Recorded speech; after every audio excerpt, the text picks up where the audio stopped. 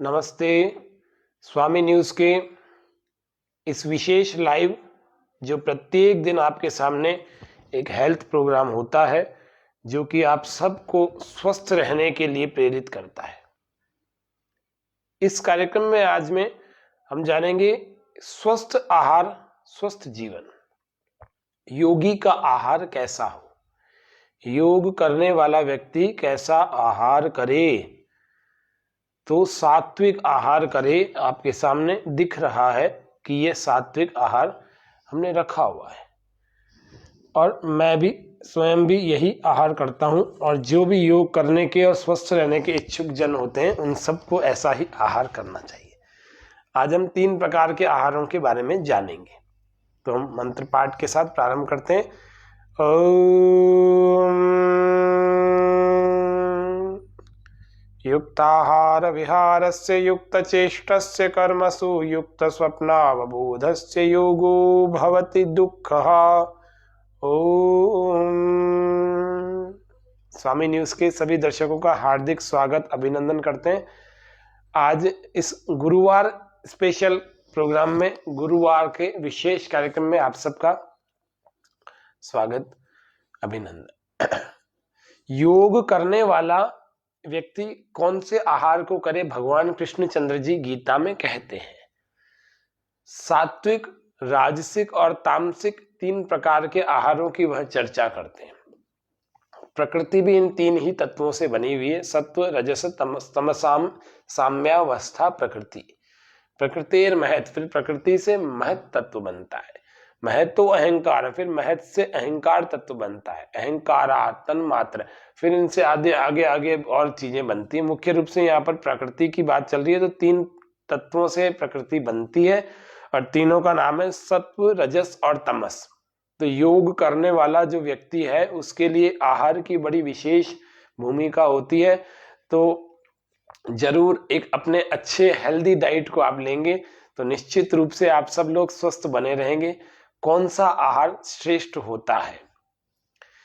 तो सात्विक आहार श्रेष्ठ होता है। उसमें दूध, घी, सूखे मेवे, हरी सब्जियां और ऐसी पत्तेदार शाक होती है जो कि हम सबको फाइबर तो दे ही दे, आयरन भी दे, प्रोटीन भी दे और कार्बोहाइड्रेट और जिसको फैट कहते हैं उनकी भी मात्रा पर्याप्त मात्रा में होनी चाहिए उसमें। और लवण युक्त, यानी कि बहुत सारा लवण नहीं होना चाहिए उसमें। कोई आयुर्वेद का ऋषि तो कहता है कि भोजन को बनाने के समय और भोजन को बनाने के बाद, पकाने के बाद यदि इसमें आप अलग से नमक डाल रहे हैं तो ये स्वास्थ्य के लिए हितकारी नहीं है।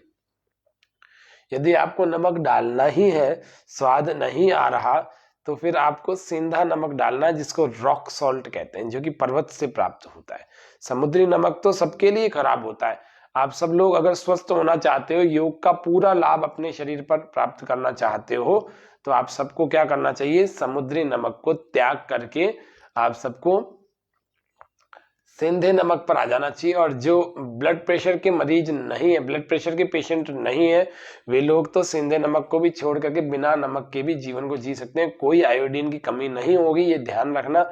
आयोडीन का तो एक पूरा चक्र चलाया हुआ है।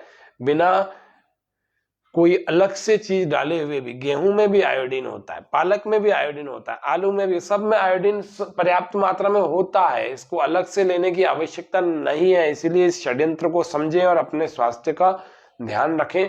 किसी भी प्रकार से अलग से कोई तत्व डालने की आवश्यकता नहीं है।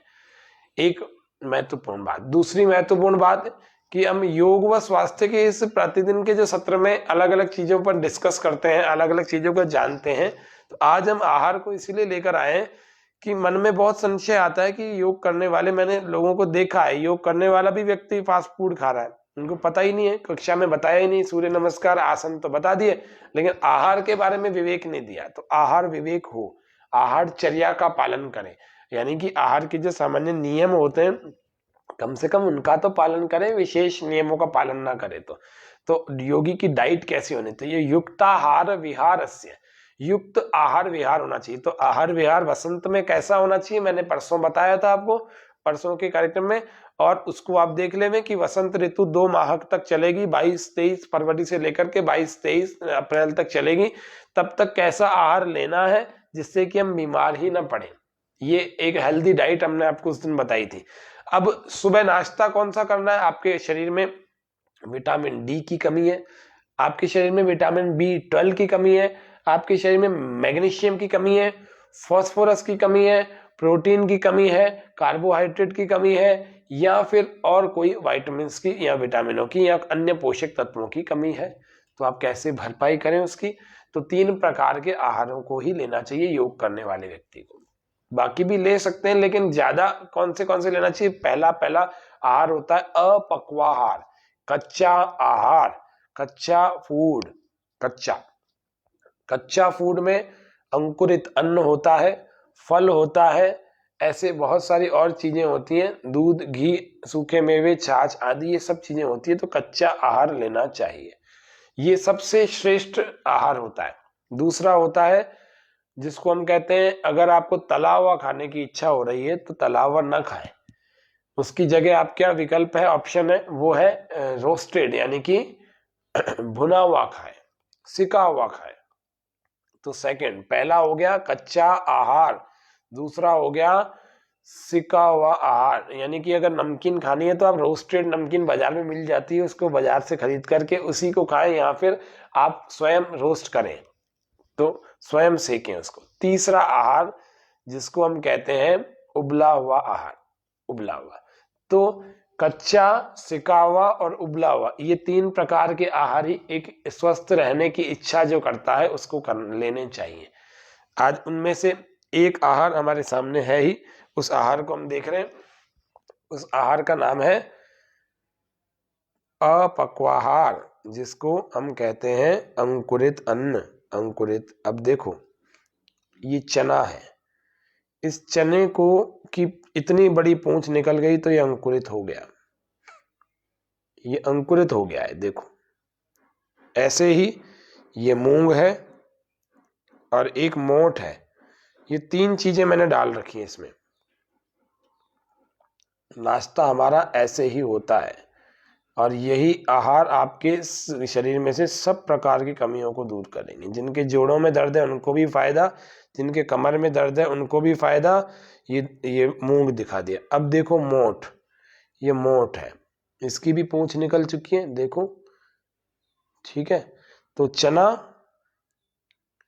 ये चना अंकुरित किया हुआ, ये मूंग अंकुरित किया हुआ। मूंग की जो दाल होती है वो इसके 2 हिस्से बना करके बनती है, तो ये मूंग अंकुरित किया हुआ। ऐसे ही ये मोठ अंकुरित किया हुआ, मोठ। तो चना, मूंग, मोठ, एक व्यक्ति कितना लेवे, उसकी मुट्ठी में जितना आ जाए उतना लेवे। अगर 50 वर्ष की आपकी आयु हो चुकी है तो आप आधी मुट्ठी जितना लेवे। पके हुए अन्न के साथ यानी रोटी सब्जी के साथ इसको नहीं लेना चाहिए, या आधा घंटा पहले या आधा घंटा बाद में।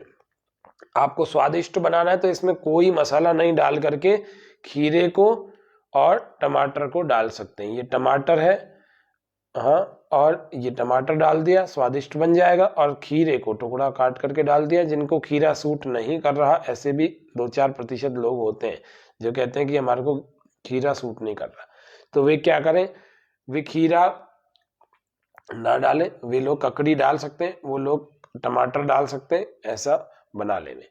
तो इसको यदि आप इस हेल्दी फूड को प्रतिदिन लेंगे तो आपके शरीर में किसी प्रकार की कोई विटामिन्स की, किसी भी प्रकार के कोई पोषक तत्वों की कमी नहीं होगी, और निश्चित रूप से आप एक स्वस्थ जीवन को जी सकते हैं।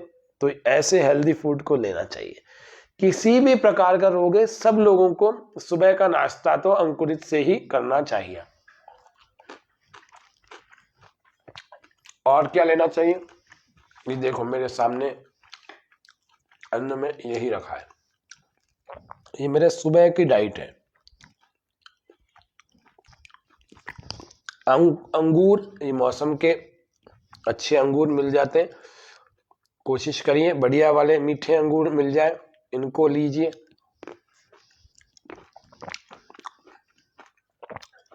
चीकू आपके सामने रखे हैं, अच्छे चीकू मिल जाते हैं, आप चीकू लीजिए, ये सबको सूट करते हैं।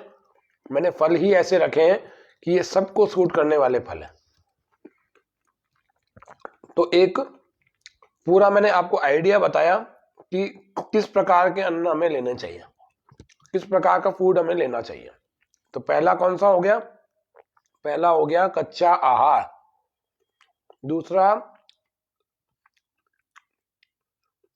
उबला हुआ, और तीसरा अगर तले हुए की इच्छा है तो तला हुआ नहीं, सिका हुआ। ऐसे 3 प्रकार के आहारों को लेना चाहिए। तो सात्विक अन्न कच्चे में, उसका उदाहरण बताया। अब बात करते हैं राजसिक अन्न की। देख लो, गौर से देखो, आपको अच्छे ढंग से ये फूड दिख रहा है।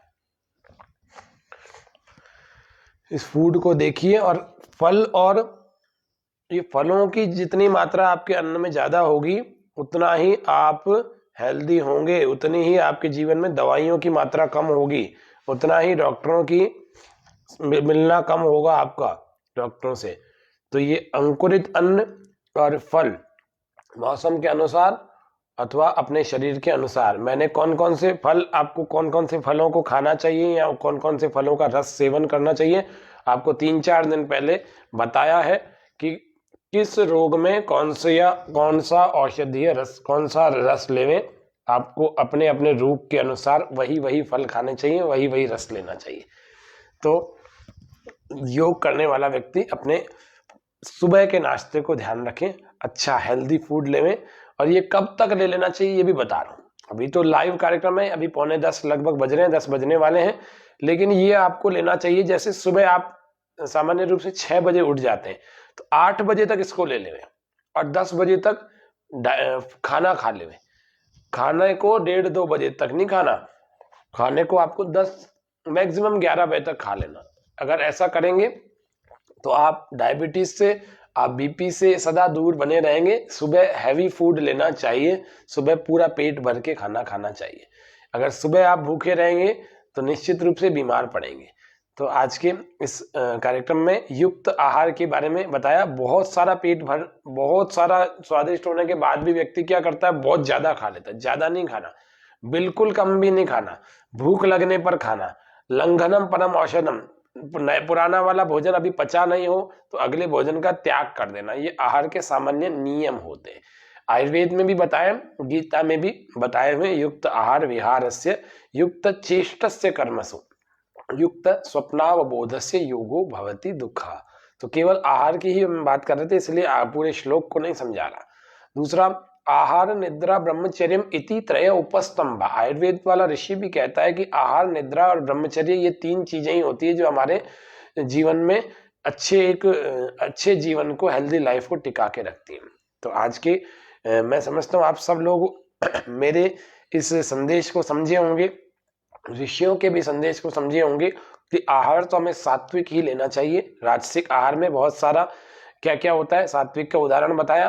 राजसिक में बहुत सारे तले भुने, मिर्च मसाले, चटनियां, ये इस तरह के आहार होते हैं। इनको अगर लेंगे तो फिर हमारे शरीर में एकाग्रता, शांति, प्रसन्नता ये नहीं रहेगा। पता है क्या रहेगा? वो रहेगा दुख रहेगा, वो रहेगा चंचलता रहेगा, वो रहेगा क्रोध करना रहेगा, वो मोह रहेगा। इधर मन अटक गया, उधर अटक गया, उधर अटक गया, मन कभी इधर हमारे नियंत्रण में नहीं होगा। तो ये राजसिक आहार। तामसिक आहार, इससे आसुरी वृत्तियों का प्रादुर्भाव होता है हमारे शरीर में। तो आसुरी वृत्तियां हमारे मन में, हमारे शरीर में उदित होती हैं अगर हम कौन सा आहार लेते हैं, तो तामसिक लेते हैं। तो किसी पर अत्याचार करना, किसी के हक को खा जाना, ऐसे बहुत सारी चीजें, तो तामसिक आहार। तो आपको सात्विक आहार करना चाहिए। योग कर रहे हैं तो योगियों जैसा आहार करें। योगी का आहार कैसा? तो सात्विक आहार होगा। आज के कार्यक्रम को इतना रखते हैं। आप सबने मुझे ध्यानपूर्वक सुना, आशा है आप इसका लाभ उठाएंगे इन बातों का। आज का कार्यक्रम यही पूरा। ओम भू ओम शांति शांति शांति सर्वेभ्यो नमः। तो योगी के आहार के इस विशेष कार्यक्रम को यही विराम देते हैं। जय हिंद, जय भारत। कल फिर मिलेंगे। धन्यवाद, आभार।